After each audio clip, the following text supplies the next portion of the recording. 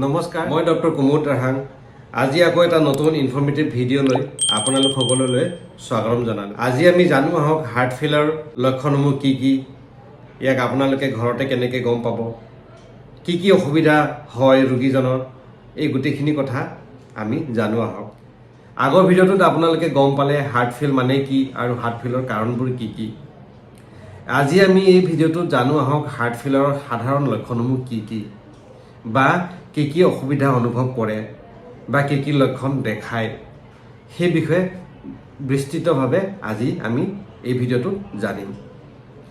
তেতিয়ালৈ আহক ভিডিঅ'টো আৰম্ভ কৰোঁ হাৰ্ট ফেইলাৰৰ লক্ষণসমূহ জনাৰ আগতে হাৰ্ট ফেইলাৰৰ লক্ষণসমূহৰ তিনিটা বৈশিষ্ট্য আছে এই বৈশিষ্ট্যকেইটা আপোনালোকে জানি ল'লে ভাল এক নম্বৰত আছে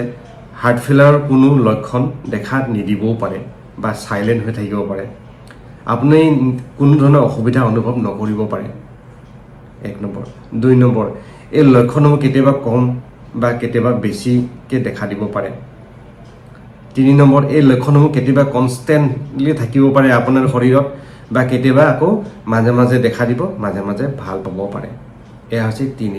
তিনিটা মেইন বৈশিষ্ট্য হাৰ্ট ফেইলাৰৰ লক্ষণসমূহ আজি মই আপোনালোকক চাৰিটা ভাগত বিভক্ত কৰি জনাম হাৰ্টে ভালকৈ পাম্পিং কৰিব নোৱাৰাৰ কাৰণে লাংছত ফ্লুইডখিনি জমা হয় তাৰ কাৰণে কিছুমান লক্ষণ দেখা দিয়ে সেই লক্ষণসমূহৰ ভিতৰত প্ৰথমটো হৈছে উশাহটো চুটি হোৱা দুই নম্বৰ খোজ কাঢ়িলে খুব ভাগৰ লাগিব আপুনি যিমান আগতে খোজ কাঢ়িব পাৰিছিল সিমানটো নোৱাৰিব তিনি নম্বৰত উশাহ ল'বলৈ অসুবিধা হ'ব কেতিয়া বেছি হ'ব যেতিয়া আপুনি শুই থাকে ইনিচিয়েলি আপুনি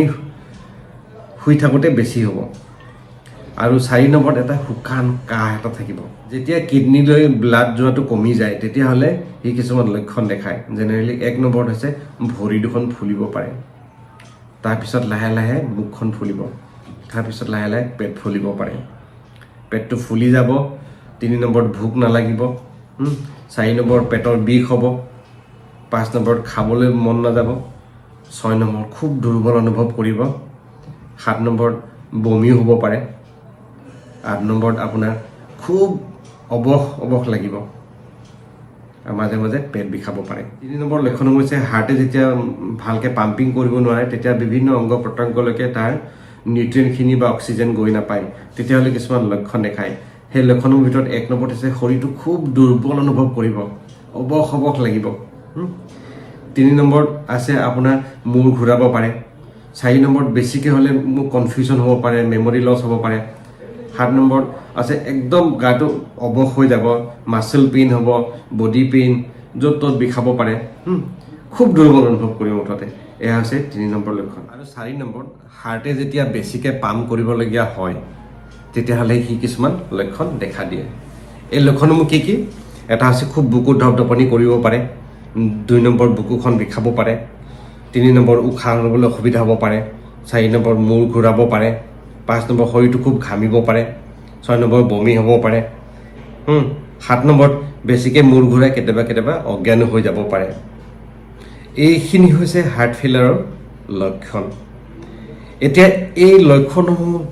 হাৰ্ট ফেইলাৰ পেচেণ্ট এজনৰ গোটেইখিনি নাথাকিব পাৰে যিকোনো এটা বা দুটাও থাকিব পাৰে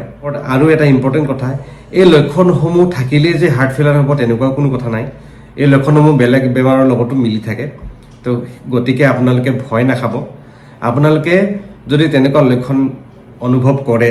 আৰু যদি আপোনালোকৰ ৰিস্ক ফেক্টৰ থাকে তেতিয়াহ'লে আপোনালোকে ওচৰত গৈ এজন কাৰ্ডিঅলজিষ্টক দেখাই ল'ব আৰু স্পেচিয়েলি ECG আৰু ইক'কাৰ্ডিঅ'গ্ৰাফি কৰিলে এই গোটেইখিনি প্ৰব্লেম আছে নে নাই এইখিনি আপোনালোকে গম পাই যাব ধন্যবাদ ভিডিঅ'টো শেষলৈ চোৱাৰ বাবে আমি নেক্সট ভিডিঅ'টোত আমি গম পাম হাৰ্ট ফেইলাৰ কেনেকৈ আপোনালোকে ডায়েগন'চিছ কৰিব কেনেকৈ গম পাব আপোনাৰ হাৰ্টটো ঠিকে আছে নে নাই বা আপুনি চেকআপ কেনেকৈ কৰিব ক'ত কৰিব আৰু আকৌ এটা নেক্সট ভিডিঅ'ত টিল দেন বাই